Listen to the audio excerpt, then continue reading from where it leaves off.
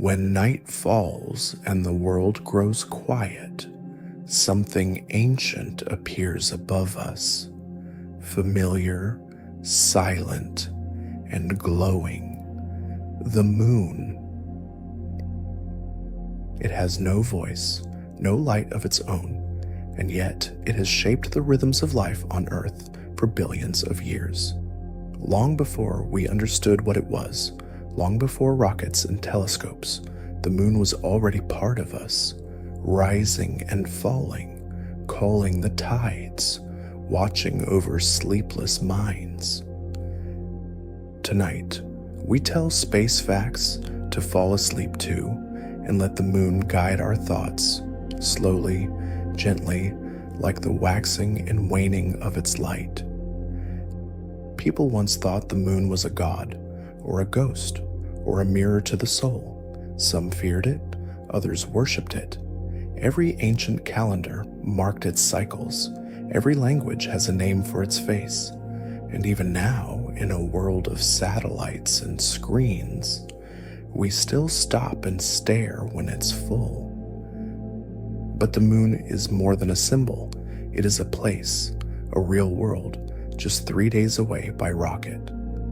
We've touched it, left footprints in its dust, heard the silence through the radios of astronauts who stood in its shadow. And yet, it still feels distant.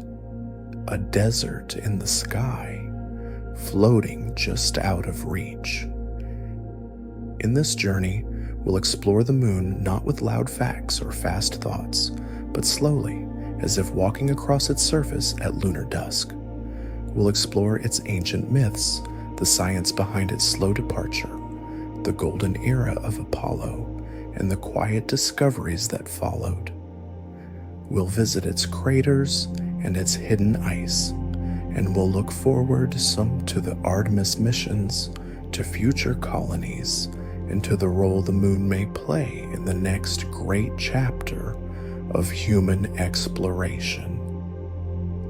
Let each chapter unfold like a soft tide. No rush, no noise. Just the moon as it has always been, steady, watching, turning faintly in the sky. Close your eyes. Let the weight of the day fall away and drift upward into quiet orbit where stories glow in silver and even silence has gravity. Let's begin. Long before we had words like orbit or gravity or lunar regolith, we had something else. We had the moon. Not as a rock in space, but as a presence, a witness, a light that rose and fell with uncanny regularity, glowing softly over fires, over oceans, over the dreams of early humanity. Before science, the moon was a story. And tonight, we return to those first stories. We travel back, slowly, gently, not through equations or charts, but through memory, through myth, through the eyes of people who looked up without knowing what they were seeing and loved it anyway. In every ancient civilization, the moon had meaning. Not a single one ignored it. Not one culture said, "It is nothing," because it was never nothing. It was the softest clock in the sky. Its phases, waxing full, waning new, gave structure to time itself. People counted moons, not months. They marked their seasons by its cycle, planting, harvesting, mourning, all guided by its silver rhythm. Some called it mother, others hunter, mirror, eye, egg, boat, goddess, god. The names changed, but the reverence remained. In Mesopotamia, the moon was a deity, Nana to the Sumerians, Sin to the Akkadians, wise, bearded, riding a crescent like a chariot through the sky. The Babylonians charted its movements with astonishing accuracy, watching it glide past stars they named with quiet precision. To the Egyptians, the moon was linked to Thoth, the ibis-headed god of wisdom, writing, and time. The moon's calm, dependable light contrasted with the violence of the sun god Ra's daily battle. The moon brought coolness, dreams, memory. In China, the moon was a place of poetry and longing. The legend of Chang'e, the goddess who drank an elixir of immortality and floated to the moon, still echoes today in mid-autumn festivals. Families gather, eat round moon cakes, and watch the sky, remembering a woman who became part of the light. The Aztecs believed the moon's dimness came from a punishment, a god who had refused to throw himself into a fire to become the sun and was made second best forever. They called her Coyolxauhqui, the dismembered goddess, whose body became the moon after being slain by her brother, the sun. In India, the moon is Chandra, a soft deity who rides an antelope-drawn chariot. In Japan, Tsukuyomi, the moon god, was born from the eye of the creator deity, Izanagi. He lives alone, separated forever from his sister, the sun goddess Amaterasu, explaining why day and night never meet. And in Africa, among the sand people of the Kalahari, there's a tale of the moon as a man who angered the sun. Burned and reborn, he cycles endlessly through life and death, a symbol of hope, of return, of renewal.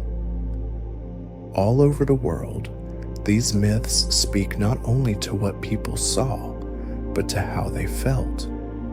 The moon wasn't just in the sky, it was inside them. But the moon was not only beautiful, it was also mysterious, unstable, unsettling. As it waxed and waned, it seemed to change moods, calm and full one night, gone the next. It pulled the oceans without touch, brightened the forest without fire, and it changed people, or so they believed. The word lunatic comes from luna, Latin for moon, because for centuries it was believed that the full moon could cause madness, that it stirred something in the mind, unmoored the soul. Even now, emergency rooms report spikes in activity during full moons. Statistically, the link is weak, but the myth remains strong. In medieval Europe, the moon was often linked to witchcraft. It lit the dark forests where spells were cast and omens revealed. Herbs were picked under moonlight, spells timed to its cycle. The moon was seen as feminine, mysterious, tied to blood and birth and cycles of life. Lunar eclipses, too, were terrifying. Imagine watching the moon slowly vanish, darkened, eaten, stained red. With no understanding of celestial mechanics, people thought it was dying, being devoured by dragons, spirits, or sky dogs. In ancient Inca tradition, an eclipse meant that a jaguar was attacking the moon. People would shake spears at the sky, make noise to scare it away. In India, the demon Rahu was said to swallow the moon during an eclipse, a punishment for stealing a sip of divine nectar. Even now, even knowing what's happening, a lunar eclipse feels strange, as if something has shifted, as if the clockwork has paused, because the moon, even when fully explained, still holds a kind of hush. And beyond fear and myth, the moon shaped something deeper, time. Most of the world's earliest calendars were lunar. The moon was easier to track than the sun, its phases visible, precise. A new moon marked the start of a cycle, a full moon the height of one. This gave rise to months, or moonths, as natural segments of time. The Hebrew calendar, still in use today for religious states, is lunar. So is the Islamic calendar, which marks Ramadan, Hajj, and other sacred moments by the moon. In Buddhist and Hindu cultures, lunar festivals determine rituals, prayers, even weddings. Even the Gregorian calendar, dominant today, still carries the shadow of the moon. Easter, for example, is calculated based on the first full moon after the vernal equinox. And in more practical ways, the moon ruled life. Tides, fishing cycles, animal migrations, night travel. The moon allowed people to see and to fear less after dark. It offered light when fire failed. It became a companion to those walking alone. And so we see that the moon wasn't just a fixture in the sky. It was a companion, a character, a god, a curse, a healer, a judge. To the ancients, the moon was not a dead rock. It was a living thing, breathing in silence, turning in secrecy, watching, listening. And perhaps that view, in some way, still lingers. Because even today, with all we know, with satellites and laser reflectors and sample data, we still say the man in the moon. We still name the phases. We still gather during eclipses. We still write poems. We still fall in love by moonlight. Something in us remembers. And as we fall asleep tonight, drifting between thought and dream, we might find ourselves looking up again, as people have for thousands of years, not with curiosity, not with fear, but with quiet awe. And perhaps, somewhere in the folds of memory, the moon still looks back. The moon seems eternal. It rises each night with quiet certainty, and we imagine it will always be there, anchored in the sky, like a beacon or a soft clock. But it isn't fixed. It never was. The moon is leaving us, slowly, silently. Every year, it drifts just a little farther away, about 3.8 centimeters, roughly the width of your fingernail. It's not something you can feel. It's not even something you can see without lasers and decades of data. But it's happening right now, even as you lie still, even as you breathe. To understand why, we have to go back, far back.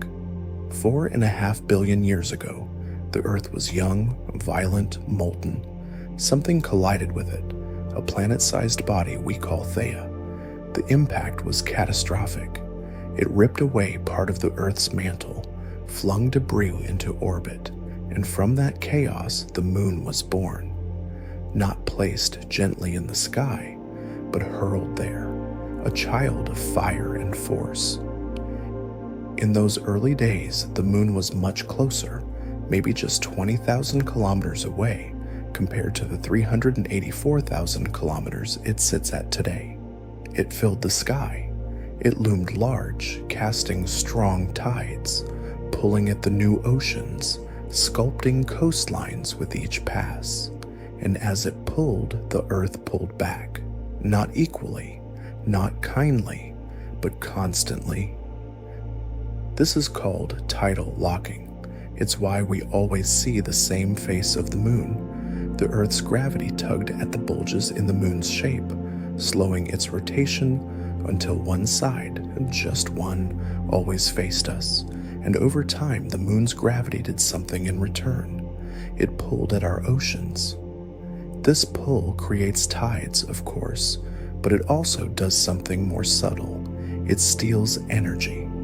As the Earth spins, its oceans try to follow the moon. But the friction between water and land, between motion and gravity, turns that movement into heat, and that energy has to go somewhere. So it goes into the moon's orbit, and the moon drifts away. It's not much, just a few centimeters each year, but across eons it adds up. When the first complex life appeared on Earth, the moon was tens of thousands of kilometers closer. When the first fish swam in tidal shallows, tides were stronger. Days were shorter, maybe only 21 hours long. And every passing year, the moon's pull shaped life, shaped time, shaped Earth. And now, it continues. Quietly, patiently, the moon leaves. It's not dangerous, not yet. At this rate, it would take billions of years for the moon to drift far enough to unbind from Earth's gravity. But before that ever happens, something else will. The Earth's rotation will slow. Our days will stretch longer and longer. Eventually, the Earth itself could become tidally locked to the moon, always showing the same face, just as the moon does now. At that point, the system would be in balance. No more energy to exchange. No more drifting. Stillness. But the sun won't wait that long. In about 5 billion years, the sun will enter its red giant phase. It will swell, consume Mercury, Venus, possibly Earth. The moon, no matter how far it has drifted, will be caught in that fire. Still, that's the long view. What about now? Right now, we can measure the moon's departure thanks to something beautiful. During the Apollo missions, astronauts placed retroreflectors, small mirrors, on the lunar surface. Scientists on Earth shine lasers at them. The light bounces back, and by measuring how long it takes for that light to return, down to fractions of a second, we know the exact distance, and we know it's changing. This is not poetry, it's physics. But there's something poetic in it anyway. A beam of light, shot across a void, touching a mirror placed by human hands, returning like an echo. And in that echo, a whisper, "I am moving away." You might wonder what the consequences are, and they exist. The moon stabilizes Earth's axial tilt. That tilt gives us seasons. Without the moon, the Earth might wobble more chaotically, tilting 10 degrees one year, 60 degrees another. This could send ice to the equator and deserts to the poles. Life would adapt, or not. Weather patterns would shift. Chaos could rise. But we're not losing the moon tomorrow. Its grip is strong. For now, our seasons are safe. Our tides still pull and retreat, like breath. But the knowledge changes us, just a little. It reminds us that nothing is still, that even the most familiar things are in motion. Sometimes, people say the moon is drifting away from us, but it's not just from us. It's from who we were, from what the Earth used to be. The moon is a memory, and it is moving forward. And as it does, it leaves traces. Coral fossils show daily growth rings, like trees, that indicate shorter days in the past. Sedimentary rocks mark ancient tidal rhythms. The evidence is everywhere if you know how to listen. One day, humans may live on the moon again. They may step onto its surface, walk in the dust of Apollo, place new mirrors, build habitats. They may look up and see Earth in the sky, blue, whole, turning. And maybe, just maybe, They will think not only of their journey upward, but of the moon's journey outward. A relationship measured not in love or light, but in centimeters. But still a relationship. Because the moon is not just our satellite, it is our partner. It has pulled at our oceans, at our calendars, at our stories, and at our sleep. And now, it pulls at our sense of time itself. So as you lie still tonight, breathing slowly, imagine this: a stone drifting through blackness, locked in orbit, ancient, scarred, patient, not lost, not gone, just moving, quietly, faithfully. And with every inch it drifts, the past grows a little fainter, but the bond remains.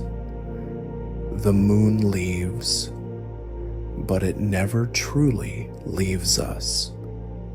It is there, in our skies, in our tides, in our bones. And even as it drifts, it watches. It always has. It always will. It was the summer of 1969. Radios crackled, television sets hummed in black and white, and half the world held its breath. On the other side of the sky, a fragile machine was descending onto alien ground. The moon, long mythologized, feared, worshipped, was about to be touched, not by gods, not by dreams, but by human feet. For thousands of years, we had looked up, told stories, carved lunar calendars into bone. But now, for the first time, we were looking down at that pale, cratered world, not as mystery, but as destination. This was no longer space fiction. This was the Apollo era, a moment when science, politics, imagination, and sheer determination aligned. The Apollo program wasn't born from peace. It was born from rivalry, from the cold logic of the Cold War. In 1961, after the Soviet Union launched the first man into space, U.S. President John F. Kennedy stood before Congress and declared a new goal: to send an American safely to the moon and return him to Earth before the decade was out. The challenge was immense. At the time, the U.S. had only launched a single astronaut on a brief suborbital flight. But somehow, step by step, rocket by rocket, test by test, they did it. The Apollo missions, 11 in total, pushed every limit. Apollo 1 ended in tragedy. A fire during a ground test killed 3 astronauts, Gus Grissom, Ed White, and Roger Chaffee. Their deaths were a devastating reminder. Space was not just wonder, it was danger. But NASA pressed on. Apollo 7 proved humans could live and work in space. Apollo 8 orbited the moon on Christmas Eve, 1968, and sent back images of Earthrise, our fragile planet rising above a lifeless lunar horizon. For many, that image changed everything. It showed, perhaps for the first time, how small Earth really was, and how silent space could be. And then came Apollo 11. Neil Armstrong, Buzz Aldrin, Michael Collins. On July 20th, 1969, Armstrong and Aldrin climbed into the lunar module, Eagle, and began their descent. Collins stayed in orbit, circling above in the command module, alone but vital.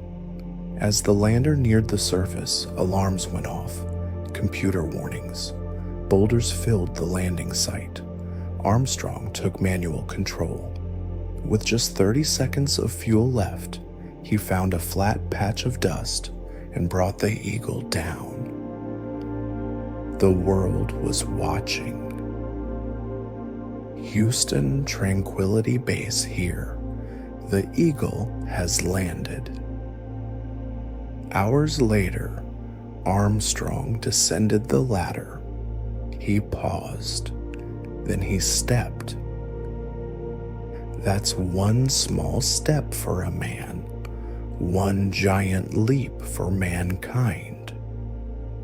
The words echoed across the planet, but the moon remained silent. It made no sound beneath his boots. Only dust shifted, ancient, untouched for billions of years, now bearing the weight of a human soul. Buzz Aldrin followed. He called the landscape magnificent desolation. Their movements were slow, bouncing, careful. The moon's gravity is just 1/6 of Earth's. Every action felt like a dream. They planted a flag, collected rock samples, left instruments behind, and a plaque that read, "We came in peace for all mankind." Then they left. The ascent module lifted off from the surface with a soft explosion, a small vehicle leaving a giant world. Armstrong and Aldrin rejoined Collins, and together they began the journey home. They had spent just 21 hours on the moon, but history had been written. When they splashed down days later, the world erupted. Parades, medals, newsreels. Armstrong, Aldrin, and Collins became legends, symbols of what humans could do when pushed by fear, yes, but also by vision. The Apollo program had delivered more than a promise. It had changed what felt possible. And yet, something strange happened. We didn't stay. Apollo 12 followed, then Apollo 14, 15, 16. Each one brought new experiments, longer moonwalks, lunar rovers that bounced across the surface. Apollo 17 in 1972 was the last. Eugene Cernan was the final man to walk on the moon. His words were quieter than Armstrong's, but no less haunting. We leave as we came, and God willing as we shall return, with peace and hope for all mankind. And then, silence. The launch towers were dismantled, budgets shifted, public attention drifted. In just 3 years, the moon went from a front-page obsession to something we once did. But the legacy of Apollo never truly faded. It wasn't just about politics or space race trophies. It was about perspective. The moon landings gave us hard science, rocks, measurements, seismic data, but they also gave us a view of Earth, a mirror held up from 384,000 kilometers away. From the moon, there are no borders, no nations, just one fragile sphere, floating in black. Astronauts often describe a phenomenon called the overview effect, a cognitive shift that happens when you see Earth from space. You realize how thin the atmosphere is, how small we are, how interconnected, how alone. Apollo gave that to us. It also gave us confidence. It proved we could design machines that fly beyond the sky. We could land on another world, survive there, return. We could solve impossible problems under impossible deadlines.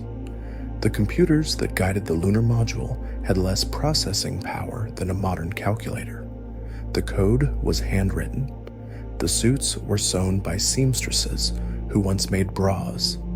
The rockets ran on kerosene and courage. And yet, it worked. Apollo became the gold standard, a symbol of peak human cooperation. Every field of science, engineering, and communication advanced. NASA learned how to monitor human bodies in space, how to dock ships, how to land precisely. Much of that knowledge laid the groundwork for future missions. Skylab, the space shuttle, the ISS. But still, no one has been back. For over 50 years, the moon has remained untouched by human hands. The flags placed there have been bleached white by sunlight. The footprints remain, unweathered and undisturbed. In the moon's airless silence, nothing moves. It waits. And slowly, humanity has begun to return, not yet with boots, but with eyes. Lunar orbiters map the surface in high definition. Landers touch down with robotic grace. Private companies launch concepts for habitats and rovers. NASA names new programs. Artemis, sister of Apollo. China lands missions. India arrives. The world looks up again. But before we go forward, we remember what came before. The Apollo era was not just an achievement. It was a question. What are we capable of when we try? And now, as you close your eyes, imagine the moon as it was that first night, July 20th, 1969. A dot on a TV screen, a man in a white suit, a voice crackling through static. One small step. Not just for mankind, but for wonder, for dreaming, for every night since, when you look up at that silent world and think, we were there, and one day we will return. From a distance, the moon looks like a pearl, soft, glowing, serene. It floats above us with an elegance that feels effortless, casting light on oceans and rooftops, on lovers and nightwalkers. But that softness is an illusion. The moon is not gentle. It is a desert, a wilderness, a world of silence and extremes. It has no air, no water running across its surface, no wind to move its dust. It is bone dry, sun-bleached, and ancient. And yet, in that lifelessness, it remains one of the most profound places we've ever touched. The moon is not smooth. Its surface is rough, is pitted, and broken. From afar, it appears covered in faint gray blotches, the Maria, or seas, named by early astronomers who mistook them for oceans. But they are not seas at all. They are vast plains of cooled lava, created when ancient impacts cracked the crust and magma flooded outward, filling low basins with darkness. The rest of the moon is highlands, lighter, older, and even more scarred by time. Its skin is made of regolith, not dirt, not sand, but crushed rock. Billions of years of meteorite impacts have pulverized the surface into a fine, powdery layer. The grains are sharp, jagged, and cling to everything. On Earth, wind and water wear things smooth. On the moon, nothing erodes, so dust stays sharp forever. Apollo astronauts described how it smelled, not up there, of course, but after they returned to the lander, tracking the dust in with their boots. The moon, they said, smelled like gunpowder, burned rock, something old and metallic, and it stuck to everything. Suits, visors, instruments. There's no breeze to sweep it away, no rain to wash it clean. Temperature is another kind of alien. There is no atmosphere on the moon, no blanket of air to hold heat. So when the sun rises, temperatures can soar to over 120 degrees Celsius. When the sun sets, they plummet to minus 150. The moon's day lasts about 2 Earth weeks. So does its night. For half a month, the surface bakes.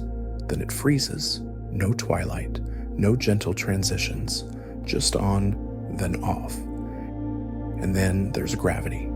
The moon is about 1/6 the mass of Earth. Walk there, and you bounce, jump, and you float. It's a childlike sensation, but also deceptive. Because even though movement is lighter, falling still hurts. Momentum behaves differently. Dust kicked into the air doesn't swirl. It arcs in perfect, silent parabolas, then lands precisely where it should.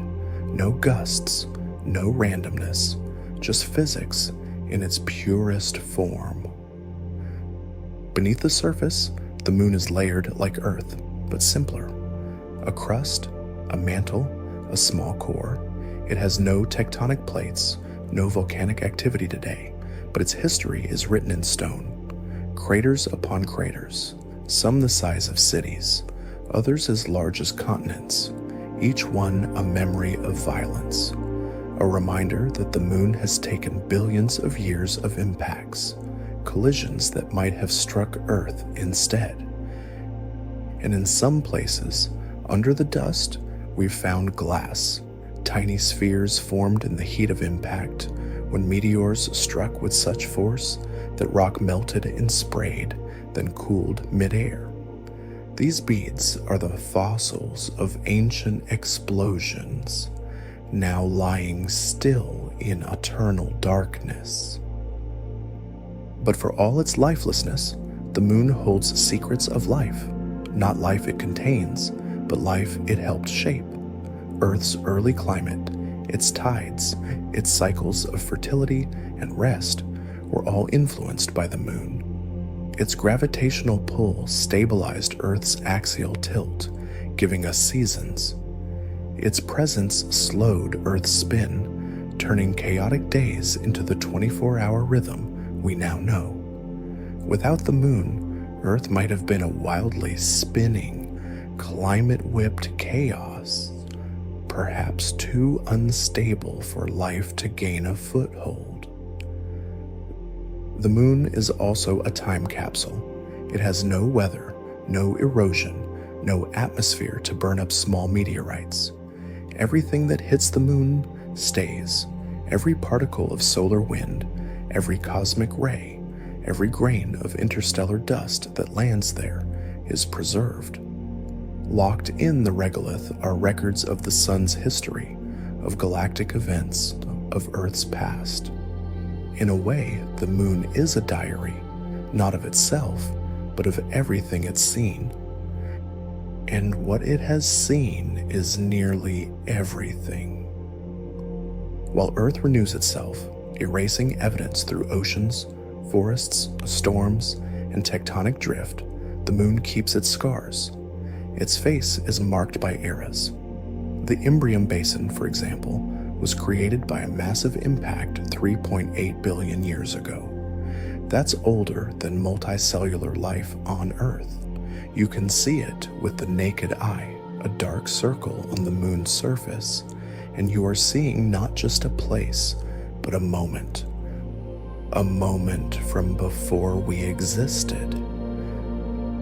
The moon is also quiet in a way Earth can never be. There is no air to carry sound, no rustling leaves, no distant thunder. When astronauts moved across its surface, they heard only their own breath, their suits' ventilation systems, and radio transmissions. Footsteps made no sound. Tools made no sound. Even the thump of boots against regolith was felt, not heard. And yet, the moon is not entirely still. Instruments left behind by Apollo missions recorded moonquakes, subtle tremors that ripple through the crust. Some are caused by tidal stress from Earth's gravity. Others may come from thermal expansion as the surface shifts from night to day. They're not powerful, but they remind us the moon is not dead, just sleeping. One of the moon's greatest surprises came when we found traces of water, not pools, not rivers, but frozen molecules locked in shadowed craters far from the sun's light, places that haven't seen daylight in billions of years. In these eternal shadows, temperatures drop so low that ice can persist forever. This discovery changed everything. It meant that future explorers might not have to bring every drop of water from Earth. They might extract it from the moon itself, for drinking, for fuel, for staying longer. But even with water, the moon remains a harsh place. To survive there, we would need habitats, thick-walled, radiation-shielded, temperature-controlled. We would need power, food, patience. The moon offers no forgiveness. It is not Earthlight. It is its own world, and it does not care whether we thrive or fail. And yet we go. We send landers. We map its terrain. We plan our return. Why? Because the moon is not just a desert. It is a stepping stone, a base, a proving ground. Its proximity makes it perfect for learning how to live elsewhere. It is close enough for rescue, far enough to require independence. It is barren enough to challenge us, familiar enough to not overwhelm. And there is beauty in its silence, in its slow shadows, in the sharp angles of sunlight falling across crater rims, in the way its surface holds every touch, a rover's wheel print, a boot step, a flag's pole. It is a place of contrast, where the sky is black at noon and the ground glows in the dark. So as you fall asleep tonight, picture it not as distant but near, a cold, dry place that circles above your dreams.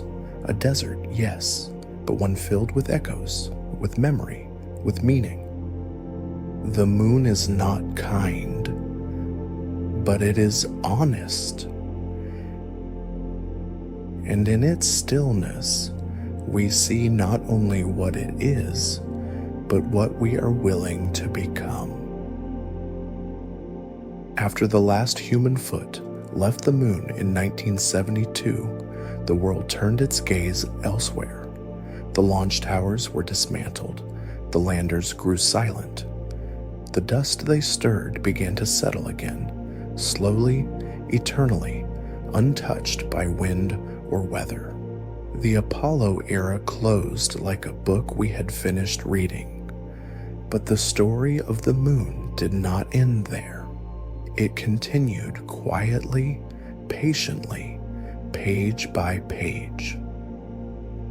In the decades that followed, no one walked on the lunar surface, and yet we learned more about the moon than ever before, not with boots, but with eyes, not with touch, but with light, data, orbit. A quiet revolution began, one without flags, one without crowds, driven by instruments, satellites, and the slow accumulation of knowledge. It started with questions we didn't have time to ask during Apollo. Why is one side of the moon so different from the other? Is there water? What lies beneath the surface? Can the moon help us understand not just itself, but Earth, the solar system, and the very history of collisions and creation? To answer those questions, we began sending machines, uncrewed, precise, silent. In 1994, Clementine, a U.S. military spacecraft turned scientific scout, orbited the moon and returned data that surprised everyone. Its sensors suggested that water ice might exist at the poles, hidden in permanently shadowed craters, places so cold they never saw sunlight. This was more than curiosity. It was hope. Water could mean survival for future missions, and even fuel broken into hydrogen and oxygen.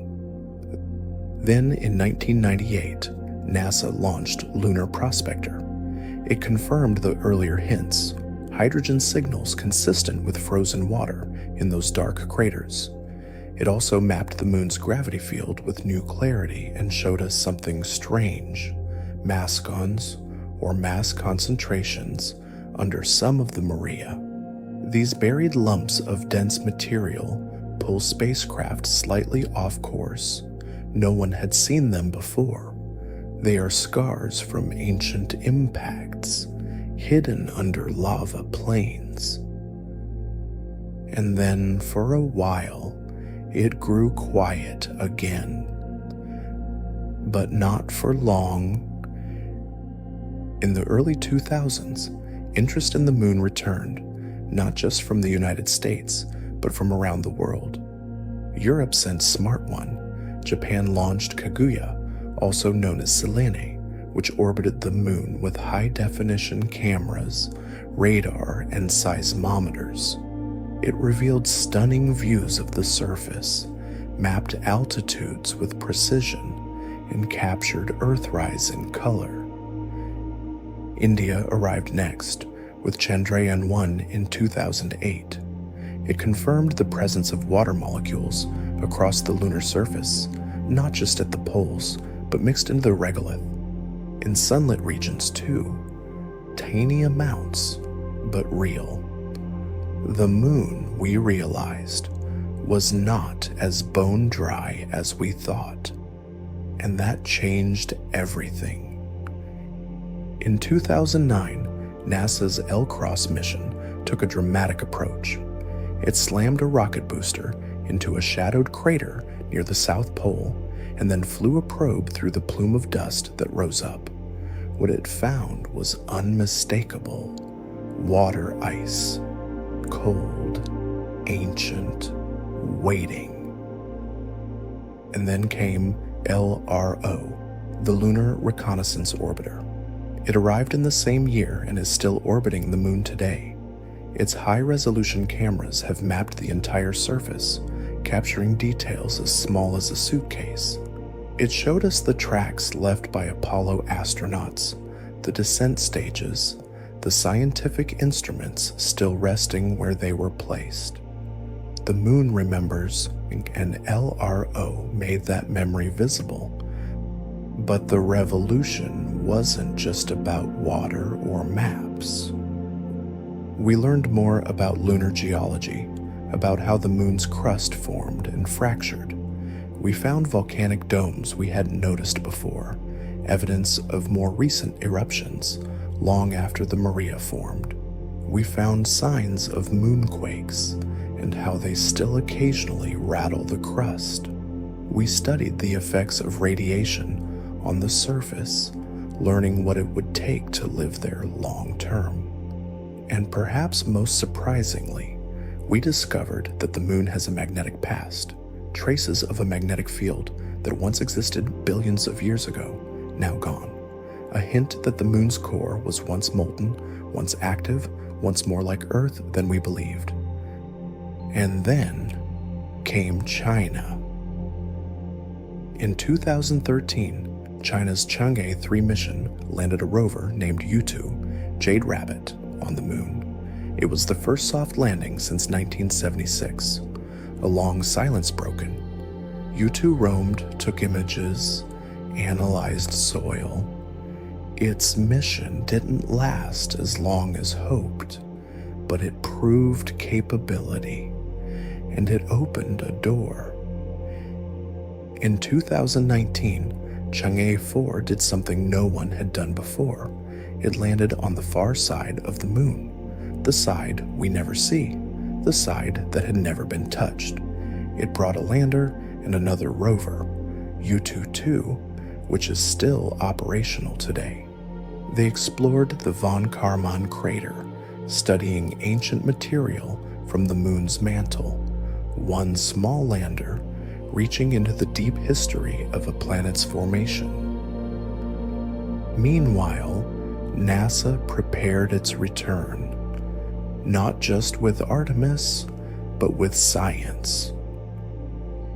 The Grail mission, twin spacecraft flying in tandem, mapped the moon's interior structure by measuring tiny shifts in gravity. It revealed crustal thickness, buried basins, and subtle anomalies. A world once thought simple became complex. Each mission answered a question and opened more. Why are there volcanic features on the far side? What is the age of the youngest lava flows?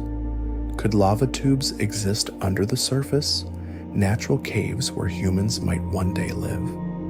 Could we build telescopes in those caves, shielded from cosmic noise?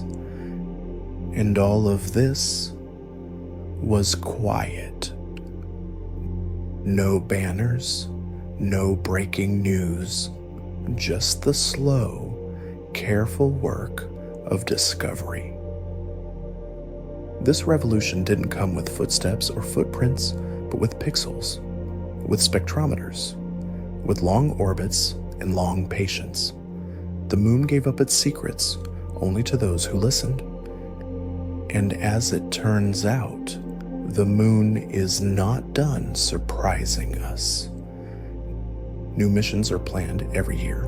South Korea, Russia, Israel, Japan, the UAE, and more. Private companies, SpaceX, Blue Origin, and Astrobotic, are racing to develop landers, habitats, technologies. NASA's VIPER mission, set to explore the lunar South Pole, will drill into shadowed craters and test ice extraction. All of it built on the quiet work of the past 4 decades. And perhaps the greatest lesson we've learned is this: the moon isn't just a rock we visited. It is a world we are only beginning to understand. A place where water hides in darkness, where silence holds memory, where light and shadow carve landscapes untouched by air or rain. It is our mirror, our time capsule, our challenge. We thought we knew the moon. We didn't. But now, slowly, gently, with each orbit and landing, with each image and trace, we're learning again. So tonight, as you drift into sleep, imagine this. Above you, a quiet world turns, cratered, cold, and waiting. And far above that world, satellites blink, cameras spin, signals hum, not loudly, not urgently, but faithfully. And every byte of data sent back to Earth is another whisper from the moon. I am still here. I am still teaching. Come look again. For more than 50 years, no human has walked on the moon. The last footprints were left in 1972. Since then, the lunar surface has remained still. No voices, no rovers shaped like men, no new flags, just dust and silence. But now something is changing.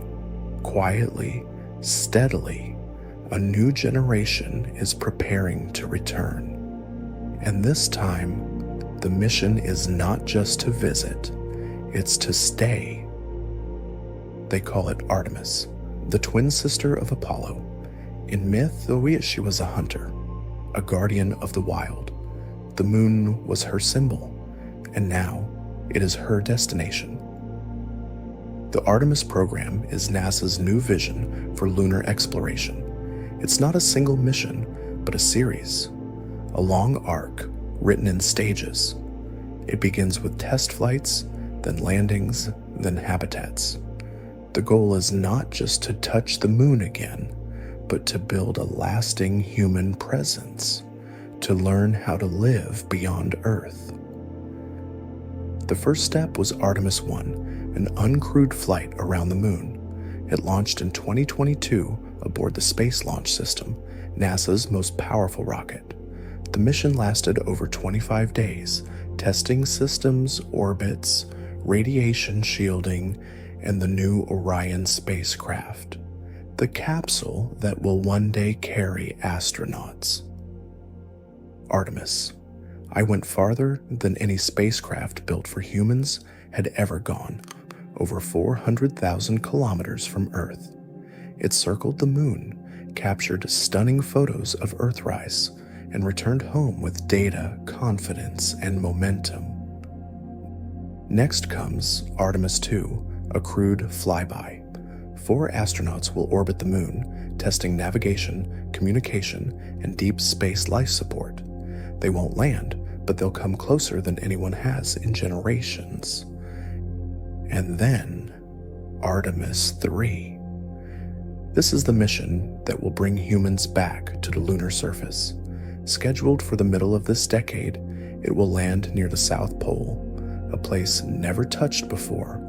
There, in the deep shadows of ancient craters, lies frozen water. Artemis will land astronauts where ice can be found, studied, and eventually harvested. This mission will include the first woman on the moon, the first person of color, a new chapter, a broader story. But Artemis isn't just NASA. It is a network, a collaboration of agencies, companies, and nations. The Lunar Gateway is part of this plan, a small space station that will orbit the moon, not large like the ISS, but agile, a transfer point, a laboratory, a shelter. It will allow astronauts to travel to different lunar sites, to test long-duration missions, to prepare for deeper journeys into the solar system. Private companies are helping too. SpaceX is building the Starship human landing system, a version of its enormous spacecraft redesigned to land on the moon. It will ferry astronauts from orbit to the surface and back. Blue Origin, Dynetics, and other firms are developing hardware, landers, and cargo systems. The future of lunar travel will not be government only. It will be commercial, international, and modular. Other nations are also on the move. Europe is building Orion's service module. Japan contributes robotics and cargo tech. Canada is supplying advanced robotic arms. India, South Korea, and the UAE have sent orbiters and landers. China is planning crewed missions of its own and has already retrieved samples from the moon with robotic craft. A quiet space race is beginning again, but it is different now. Less about rivalry, more about strategy, presence, and survival. Why return? Because the moon is more than a symbol. It is a test bed, so a resource, a stepping stone. If we can learn to live there, with no air, no atmosphere, harsh temperatures, and deep silence, then we can learn to live anywhere. The South Pole is key. In its eternal shadows lies frozen water.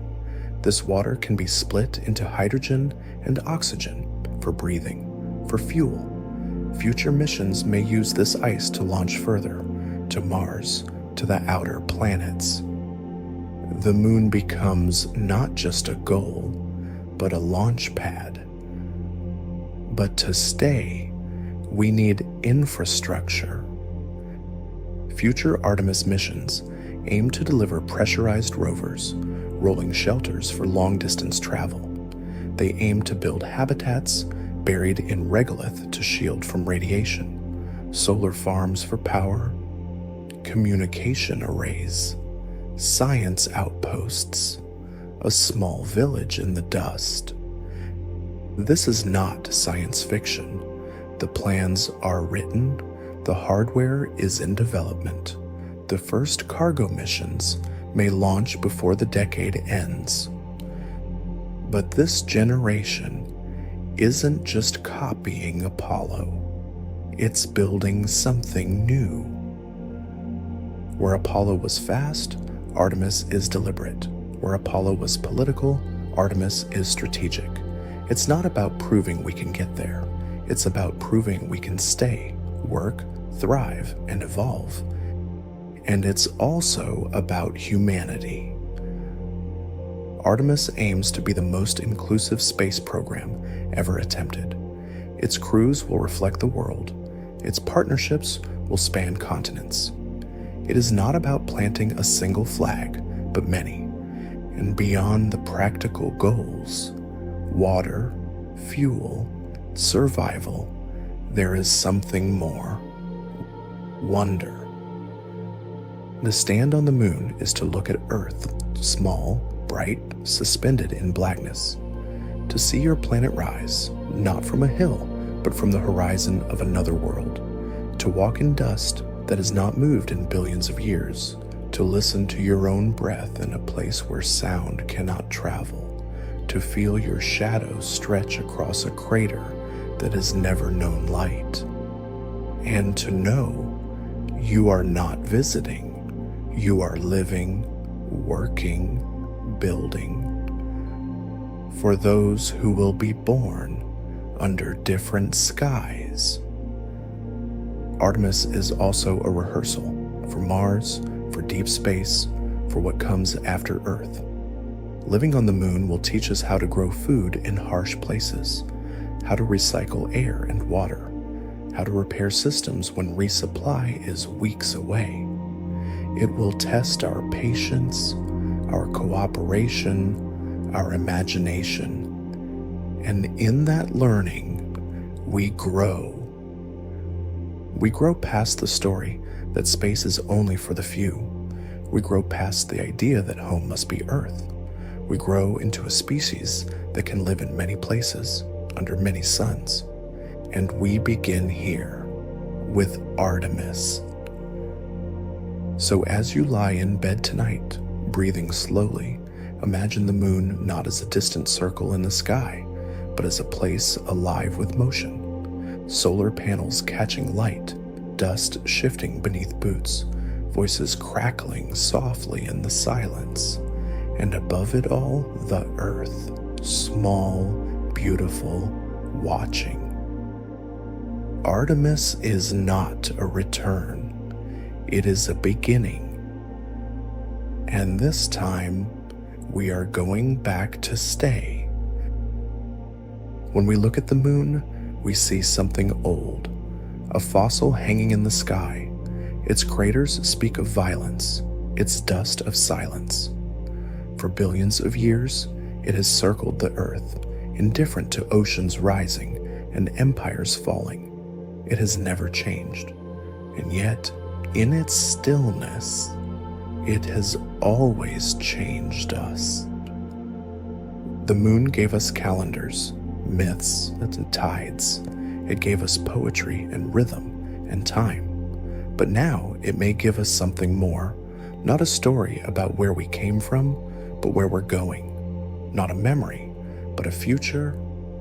For the first time in human history, we are on the brink of becoming a multi-world species. And the moon, dry, lifeless, and close, is the first step. But what does it mean to build a future on the moon?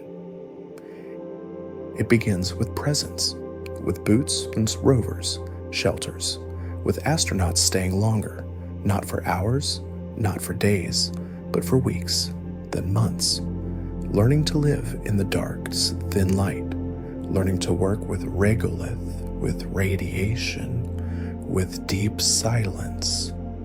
The moon is not a second Earth. It is a new world, and a hard one. To survive there, we must rethink everything. First, energy.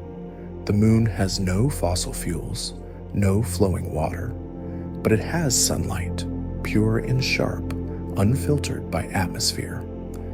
In the lunar south, near the rim of Shackleton Crater, there are mountain ridges that receive nearly constant sunlight. These places may host the first solar farms, arrays of panels powering habitats, laboratories, and communication towers. Where there is power, there can be warmth, oxygen, and light. Second, protection. The moon has no magnetic field, no thick air to block cosmic rays. Radiation is constant, especially during solar storms. Any long-term base must be shielded, buried under regolith, wrapped in water tanks, or built inside natural caves. Lunar lava tubes, giant underground tunnels formed by ancient flows, may become homes. Their ceilings are strong, their darkness complete. Inside them, we can escape the sun.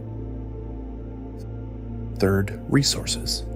We cannot ship everything from Earth, not forever. A sustainable future on the moon means in situ resource utilization, a phrase that means survival through local material.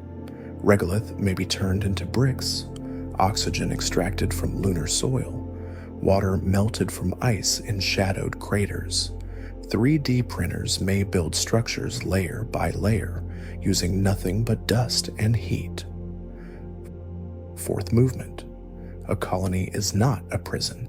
It must have rovers, mobility, a way to expand. Pressurized vehicles may carry crews across vast distances to collect samples, repair equipment, or just see what lies beyond the ridge. Some may sleep inside their rovers for days, exploring the frontier by wheel and star. Fifth, the mind. The moon is not only a challenge to the body, but to the spirit. It is lonely, isolated. The Earth is always visible, but far. Lag in communication, no clouds, no birds, and no trees, no scent. The stillness is profound. Astronauts will need rituals, purpose, meaning, a reason not just to survive, but to belong. And in this work, this act of learning to live, something will shift. The moon will no longer be a destination. It will become a platform. A place to study space, build telescopes shielded from Earth's noise, to watch the early universe from the far side, where radio silence reigns. It will be a place to test medicine, closed-loop life systems, and new agriculture. Lunar greenhouses may one day grow food under LED suns.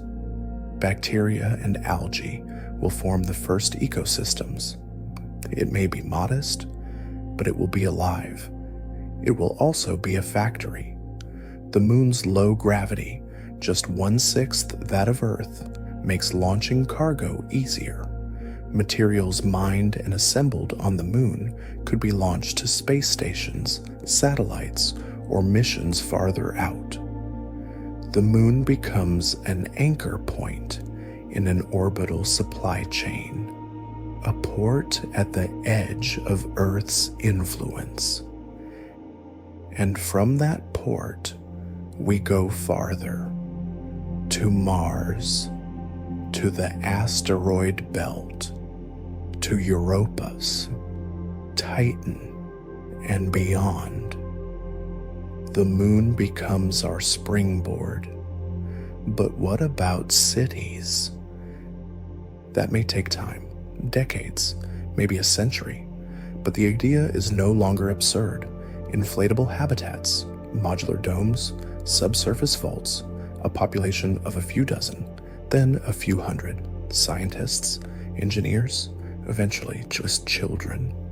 Yes, children, because at some point, to truly inhabit a world, we must be born there. The first birth on the moon will be a turning point, a line crossed, a new citizenship created, a person who has never breathed Earth's air, never seen rain, never touched a leaf. What kind of human will that be? What stories will they grow up with? What shape will their dreams take? There will be laws, conflicts, diplomacy, governance, questions of property, of culture, of belonging. The moon will not be a blank slate forever. It will carry the echoes of Earth, both its wisdom and its flaws. But it will also offer a chance to try again. A new society, shaped not by soil and river, but by choice.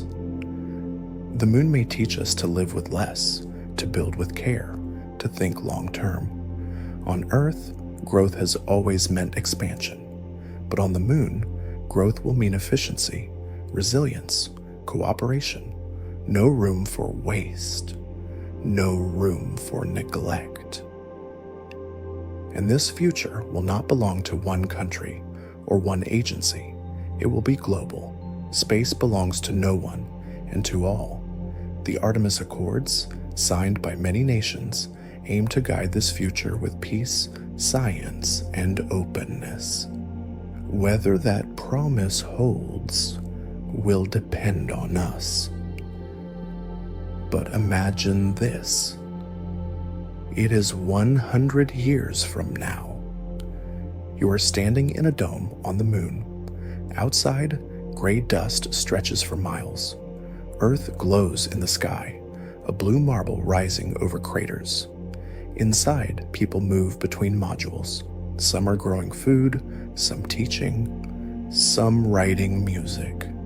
Children laugh in low gravity, bounding like deer in slow motion.